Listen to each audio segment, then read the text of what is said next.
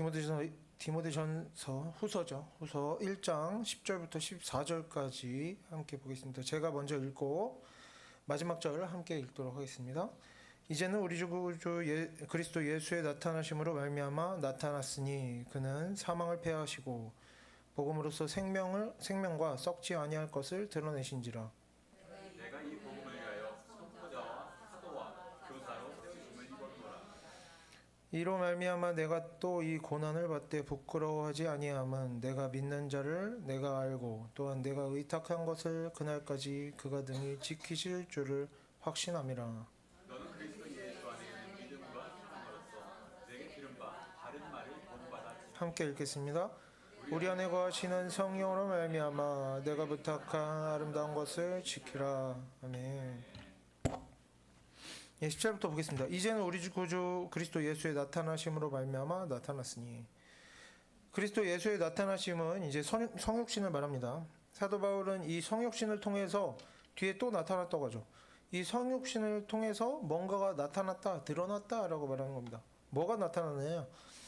바로 앞에 9절의 내용을 말하는 것인데, 9절에 어떤 내용이 나왔냐면 하나님께서 사람의 행위대로 하지 않으시고, 지난주에 봤죠. 사람의 행위대로 하지 않으시고 오직 하나님 자신의 뜻대로 영원전부터 우리에게 은혜를 베푸셨다라고 나오는데, 하나님께서 은혜를 베푸시는 것이 사람에게 보이지 않죠. 그런데 이것이 언제 나타났느냐? 그리스도의 성육신을 통해서 우리에게 나타났다, 드러났다라는 겁니다. 예수님께서 오셔서 뭐라고 했습니까? 자신을 믿으면 구원을 받는다, 이렇게 말하셨죠. 예수께서 이르시되 나는 부활이요 생명이니 나를 믿는 자는 죽어도 살겠고 무릇 살아서 나를 믿는 자는 영원히 죽지 아니하리니. 뭡니까? 잘 살면 구원을 받는다가 아니라 나를 믿으면 구원을 받는다고 합니다. 사람의 행위에 따라, 9절과 똑같죠. 사람의 행위에 따라 구원받는 것이 아니라 누가 구원받느냐? 예수 그리스도를 믿는 자가 그 믿음을 통해 구원을 받을 것이다. 그리고 이러한 예수님께서 이제 십자가에 달려 죽으시고 다시 살아나셨습니다. 그래서 예수 그리스도의 모든 메시지가 하나님께서 주신 말씀이고 능력이 있다라는 것이 증명이 된 것이죠. 그래서 예수 그리스도의 이런 나타나심과 죽음과 부활로 말미암아 은혜를 베푸시는 하나님의 뜻이 이 세상에 나타났다는 겁니다. 이것이 사실이다라고 증명이 된 것이죠. 사람들이 눈으로 볼 수 있도록 이 세상에 증명이 된 것입니다. 물론 하나님께서 사람에게 베푸시는 모든 은혜의 내용들이 성육신과 예수 그리스도께서 전하신 그 가르침에만 제한되는 것은 아닙니다. 하나님의 존재와 하나님의 은혜는 무한하고 사람의 지혜를 초월하지만, 가르친다고 다 듣고 배울 수가 있는 것이 아니죠. 하지만 그리스도 예수의 성육신과 그 사역의 내용들이 적어도 우리가 들었든 듣지 않든 이해를 했든 하지 못했든 하나님의 살아계신과 하나님의 모든 말씀들이 거짓이 아니라는 것을 예수 그리스도의 사역이 이제 증명하는 것이 된 것입니다. 증명이 되었다는 거죠. 계속해서 본문을 보면 다음으로는 그리스도께서 사망을 패하셨다라고 나옵니다. 하지만 우리가 어떻습니까? 모든 사람은 여전히 일생에서 병과 고통과 죄와 갈등과 가난과 싸우면서 살아가고, 그래서 여기에서 사망을 패하셨다라는 것이 당장 모든 문제가 해결됐다, 당장 모든 문제를 해결하셨다라는 말은 아닙니다. 그래서 우리도 부주의한 태도로, 이제 신중하지 못한 태도로 예수 믿으면 복받고 문제 해결된다, 헌금 많이 하면 복받는다, 문제가 해결되지 않고 사는 게 힘들면 믿음이 부족하다, 뭔가 잘못이 있어서 그렇다, 아니면 이런 식으로 성경을 이해하려고 하면 안 되는 것입니다. 여기서 사망을 패하셨다고 하는 것은 모든 문제를 해결해 주셨다는 것이 아닙니다. 일상에서의 모든 문제가 해결됐다, 이게 아니라 일단 단순하게는 뭡니까? 예수 그리스도께서 하나님과 단절된 우리를 하나님께로 나아갈 수 있도록 해주셨다는 것이죠. 영원한 죽음과 심판의 저주를 끊어내고 결국에는 우리가 이 땅에서는 고난을 받을지라도 구원에 이를 수 있도록 해주셨다, 소망을 주셨다, 이 정도로 정리해 볼 수가 있겠습니다. 그리고 좀 더 세세하게는 이 땅에서는 그러면 아무 가망이 없느냐, 그런 것은 아닙니다. 신앙이 우리가 이게 모든 사람에게 저절로 주어지는 것은 아니지만, 신앙이 자라가다 보면, 그리고 스스로 자신을 돌아보고 훈련하다 보면, 하나님께서 믿음대로 살다 보면 하나님께서 지혜도 주시고 우리의 성품도 바꿔주시고 선한 마음도 주시고 하면서 우리가 힘들고 어려운 일에도 이전보다 마음이 덜 흔들리고 마음에 평안이 있고 기쁨이 생겨나고 죄에서 벗어나게 되고 이전과는 다른 눈으로 세상을 바라보게 됩니다. 똑같은 일도 다른 방식으로 생각하게 되고 비슷한 유형의 사람에 대해서도 대하는 태도가 이전과 달라지고 똑같은 상황에서도 다른 결정을 내릴 수 있게 되고 그러면서 실제로 이런 일들도 일어나는 거죠. 하나님께서 나에게 새로운 인생을 주셨구나. 나에게 새로운 생명을 주셨구나. 내가 내 영혼이 거듭났구나. 내가 새로운 인생을 살고 있구나 하는 것을 실감하게 되는 날도 분명히 또 오는 날이 있습니다. 그리고 이 정도로 내 자신의 태도와 생각이 크게 바뀌면 이제 내 자신의 변화된 모습만으로도 이전에는 해결되지 않던 많은 문제들이 실제로 해결되기도 하죠. 할 수 없었던 일을 해내게 되고 문제가 있었던 관계들이 좀 괜찮아지기도 하고 합니다. 하지만 오늘 본문이 상황을 패하셨다는 게 정확히 뭐냐 뭐 이런 걸 분석할 정도로 중요한 주제로 나오는 것은 아니기 때문에 이 정도만 우리가 이해하고 넘어가면 되겠습니다. 그래서 이제 다음으로 보면 복음으로서 또 뭐라고 나옵니까? 복음으로서 생명과 썩지 아니할 것을 드러내신지라 이렇게 나옵니다. 생명을 드러냈다라는 것은 이제 누구나 가지고 있는 육신의 생명을 예수님께서 드러내셨다 할 필요는 없기 때문에 당연히 이 생명을 뭡니까? 우리가 본래 가지고 있는 생명을 말하는 것이 아니라 영원한 생명을 말하고 있다 보면 되겠습니다. 그리고 다음으로 썩지 아니할 것이라고 나오는데 이 단어는 헬라어로 불멸이라는 의미도 가지고 있어서 부활 생명, 영원한 생명 정도로 해석할 수가 있겠습니다. 그래서 예수님께서 성육신하신 자신의 사역을 통해서 하나님께로부터 값없이 주어지는 사람의 행위로는 이룰 수 없는 그런 은혜를 드러내셨는데 그가 하나님의 은혜의 모든 것을 우리에게 보여주신 것은 아니지만 적어도 무엇은 보여주셨다. 영원한 생명과 부활에 관한 것만큼은 많은 것들을 우리에게 나타내 보여주셨다. 이렇게 좀 이해할 수가 있겠습니다. 예수 그리스도께서 우리에게 보여주신 것은 이 땅에서 잘 사는 것이 아니라 뭐라고 합니까? 영원한 생명, 불멸에 관한 것이라고 합니다. 물론 성경에서는 이 땅에서의 복도 말하고 있지만 그런 것들은 뭐랍니까? 순서가 있는 것이죠. 먼저 우리의 마음이 영원한 생명을 향하게 되고 믿음으로 우리가 그 안에 들어가고 그렇게 이 세상에서의 인생을 대하는 마음과 생각과 태도가 달라지고 변화가 일어나고 우리가 이제 육신으로 살아가는 것이 아니라 믿음 안에서 살아가게 되고 그러면서 우리 자신도 변화되어지고 하나님의 역사하심이 나타나기 시작하고 하면서 그때 이 땅에서의 인생의 모양도 달라지게 되는 것입니다. 무조건 예수 믿음 복 받는다 이런 식으로 연결하면 안 된다는 것이죠. 그래서 우리가 처음부터 온전한 믿음을 가질 수는 없습니다. 하나님의 역사도 우리가 믿기 시작하자마자 크게 나타날 수는 없죠. 우리의 부족함 때문에.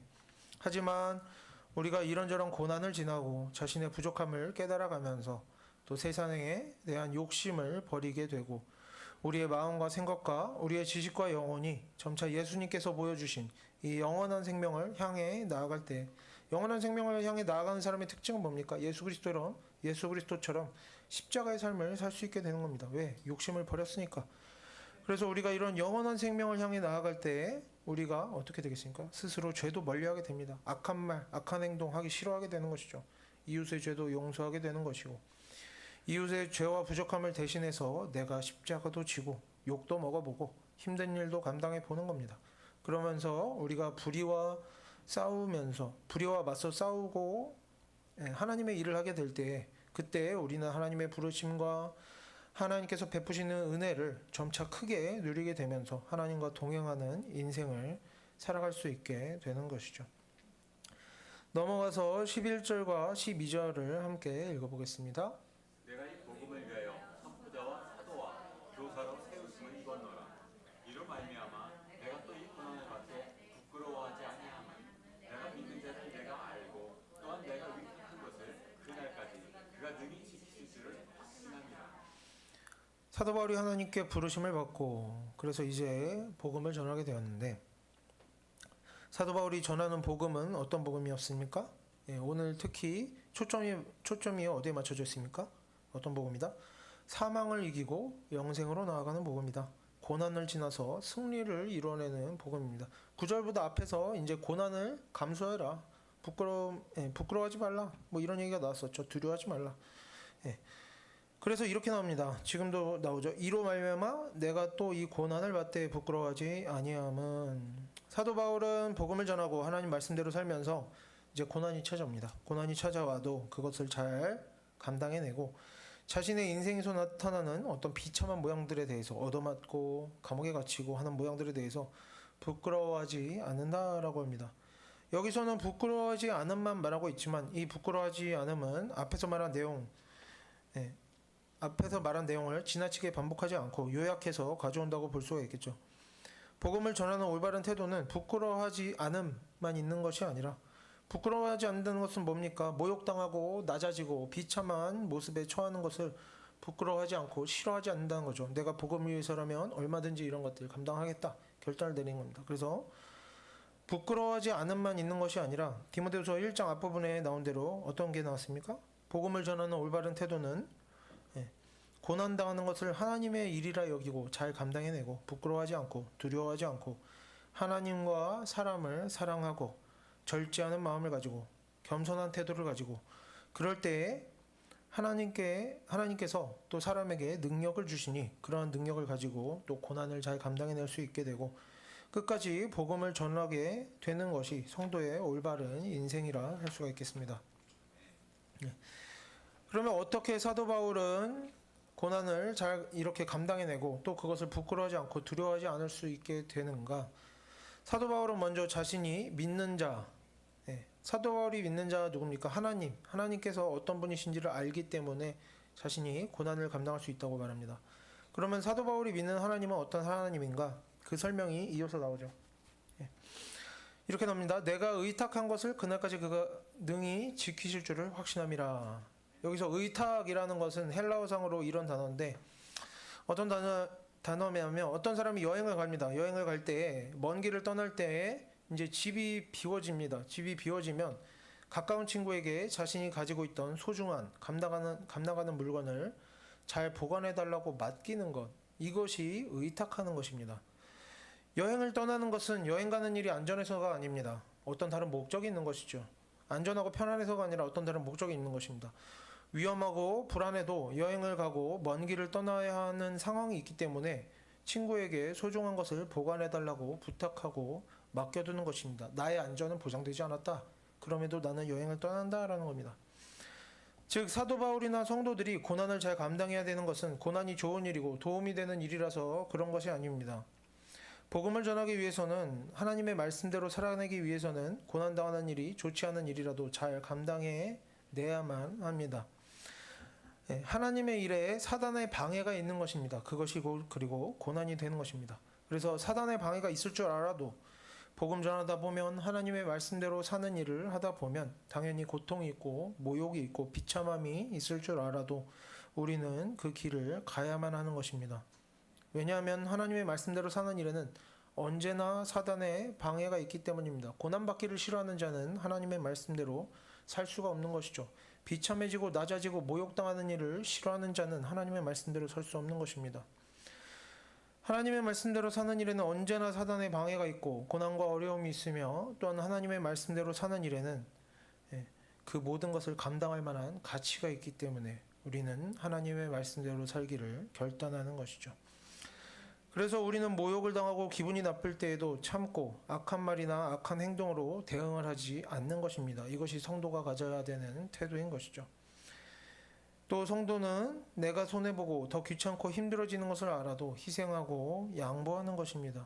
그리고 그렇게 우리가 죄로부터 멀어지고 선을 행하고 고난을 감당해내고 내가 가지게 되는 나에게 필요한 어떤 이익이나 편안함이나 즐거운 것보다 고난 중에도 하나님의 말씀대로 살기를 기뻐하고 계속해서 사람의 욕심을 떨쳐내고 하나님의 말씀대로 사는 일을 선택하며 살아갈 때에 하나님께서도 우리의 인생을 기뻐하시고 우리에게 지혜와 능력을 더하여 주시고 우리의 인생에 찾아오시고 함께하여 주시는 것입니다. 그래서 우리가 편한 만큼만 하나님의 일을 하면 되는 것이 아니라 우리가 고난을 감당하고 비참하고 고통스러운 일도 감당해낼 때 그런 것을 감당해낼 능력이 하나님의 은혜를 통해 우리에게 주어지는 것이죠. 그리고 사도 바울은 어땠습니까? 모욕당할 것을 알고 고통과 어려움이 있고 죽을 것을 알고도 이 복음을 위해서 자신이 선포자와 사도와 교사로 세움을 받았다라고 말합니다. 뭡니까? 나는 고난받는 자다라고 하는 것이죠. 왜 그렇습니까? 왜 자신을 고난받는 자로, 복음을 전하는 자로 자처하고 있습니까? 왜냐하면 위에 오늘 본문에서 말하듯이 이 복음에는 반드시 죽음을 지나야 하지만 죽음을 지나 영생을 얻는 능력이 있기 때문입니다. 이 복음에는 반드시 고난을 지나는 일들이 있지만 고난을 지나 반드시 승리하는 그런 힘과 능력이 있기 때문에 사도 바울은 이에 대한 확신을 가지고 자신이 부르심을 받았다라고 주장하는 것입니다. 하지만 그렇다고 사도 바울은 자신이 고난 중에도 복음을 전했다는 것이나 여러 가지 어려움을 이겨냈다는 것을 이 세상에서 자신이 해낸 일들에 대해서 자랑 삼고 그것을 자신의 영광으로 삼지 않습니다. 세상 사람들은 그렇게 살아갑니다. 내가 고생한 것, 내가 경험한 것들, 나의 지식과 내가 이뤄낸 업적을 자랑하고 그것을 사랑하고 그것에 매여 살아갑니다. 왜냐하면 이 세상 사람들에게는 다른 사람들에게 인정받는 것, 자신에게 높아지는 것이 너무나 중요한 일이기 때문입니다.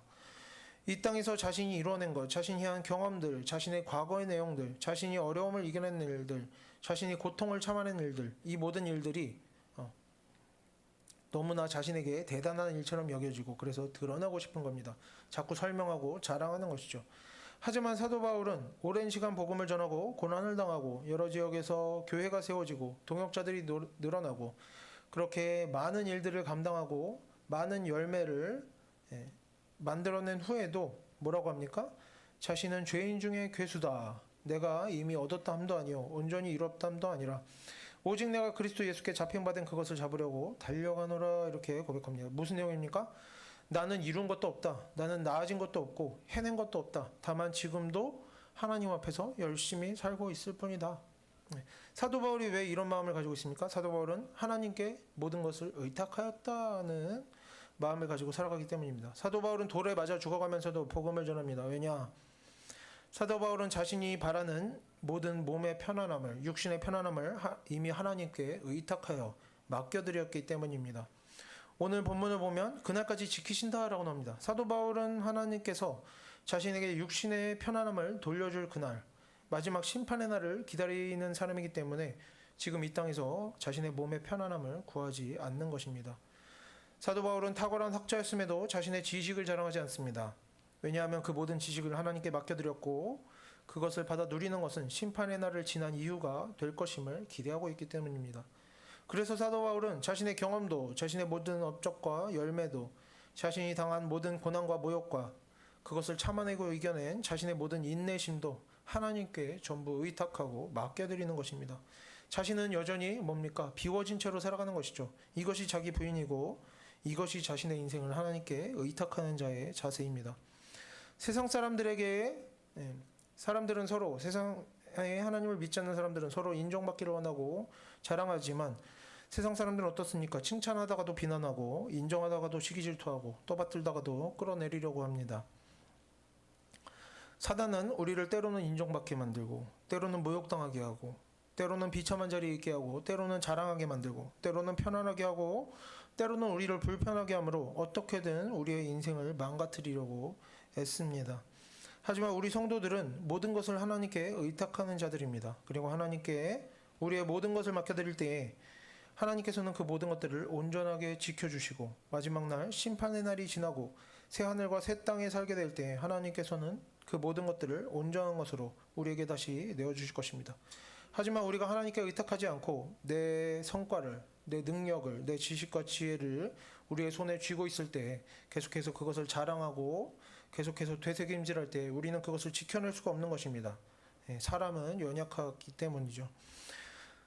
우리가 그 모든 것을 하나님께 맡겨드릴 때에만 우리는 그것을 온전하게 지켜낼 수 있는 것입니다. 그렇게 우리 성도들은 하나님께 모든 것을 자신의 인격과 자신의 소유와 자신의 모든 소망과 자신의 모든 탁월한 것들을 하나님께 맡겨드렸기 때문에 성도는 자랑하지 않으며 높아지지 않습니다. 그리고 세상의 모든 모욕과 고통과 불편함과 어려움은 성도를 낙담하게 하지 못합니다. 왜냐하면 성도의 모든 것은 하나님께 의탁되고 맡겨드려져 있기 때문에 조금도 상하지 않기 때문입니다.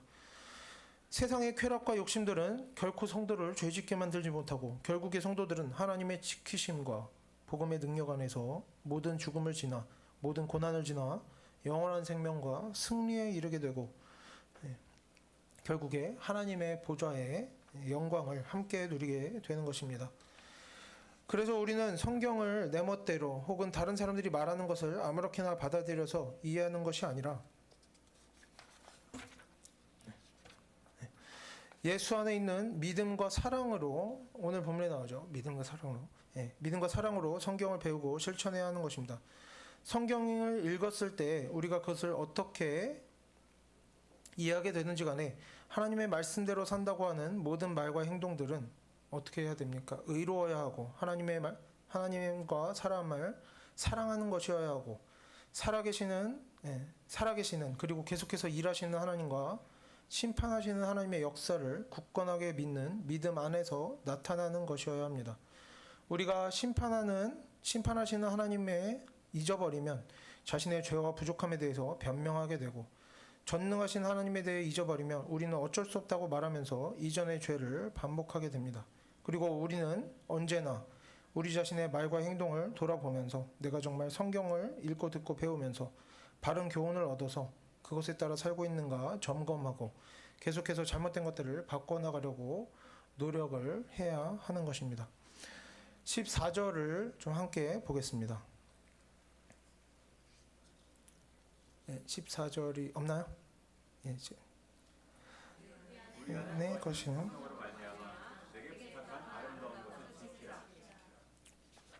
네, 13절을 안 맞죠? 13절도 함께 보겠습니다.